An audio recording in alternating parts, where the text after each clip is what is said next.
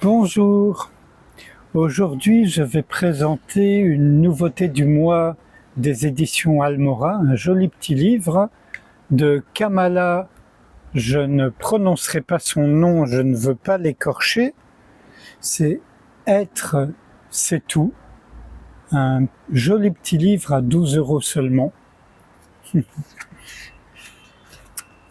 Kamala a connu l'exil, la précarité, puis une brillante carrière dans le management, jusqu'à la crise qui force à tout remettre en question.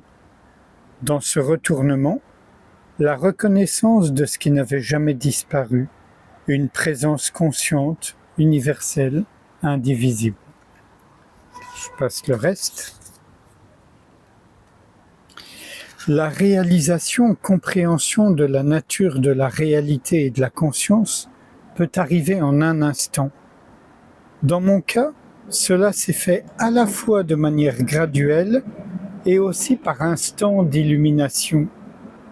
En ayant vécu cette expérience, cela ne signifie pas que tout le conditionnement mental et comportemental est complètement effacé et que le contenu de la vie quotidienne s'est métamorphosé d'un coup. Il y a tellement de mythes autour de l'illumination et des personnes réalisées. Ce qui change véritablement est notre façon de voir la vie, les autres et le monde. Et parce que notre perspective change, alors ce qui se passe autour commence à changer aussi. Notre point de vue est celui de la conscience ouverte et sans contour, au lieu d'être celui du corps mental de la personne que l'on croyait être avant. Intérieurement, le sentiment de paix perdure dans le temps, et les hauts et les bas émotionnels ont perdu leur pouvoir d'assujettissement. Ce n'est pas de l'indifférence. Le ressenti sensoriel est même plus intense car il n'y a plus le filtre du mental qui interprète et qui manipule ce qui surgit dans l'instant. Je dirais plutôt que la dimension en soi la plus profonde de calme n'est pas affectée par les remous à la surface.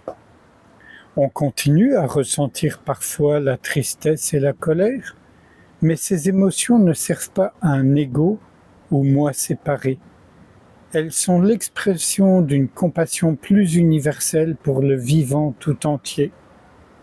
Le point de vue devient plus global et impersonnel, au lieu d'être pour les intérêts égotiques d'un personnage fabriqué.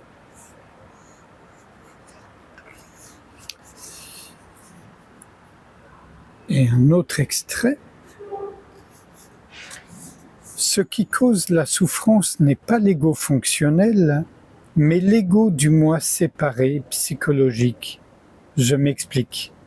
C'est l'identification de la conscience à un set de croyances qui génère une identité faite d'un personnage séparé du reste et qui aurait une existence propre par elle-même.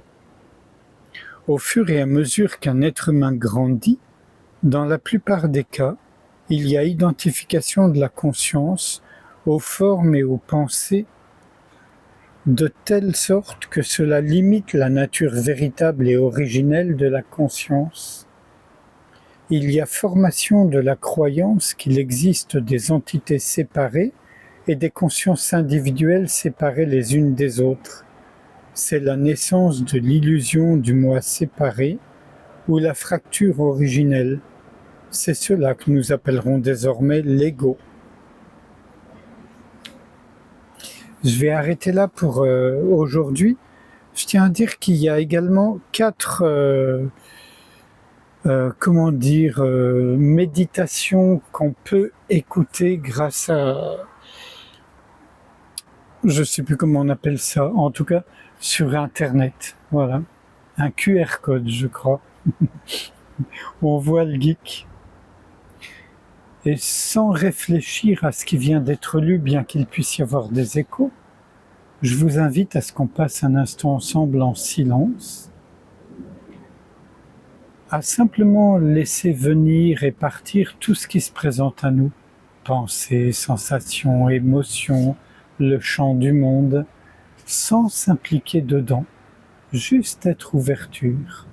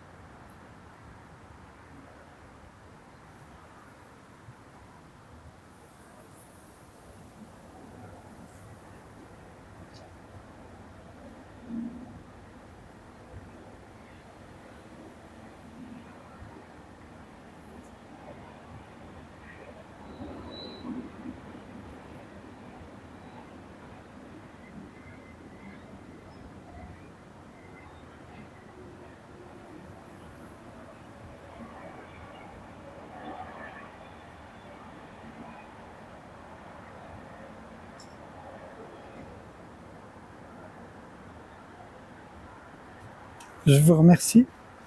À bientôt.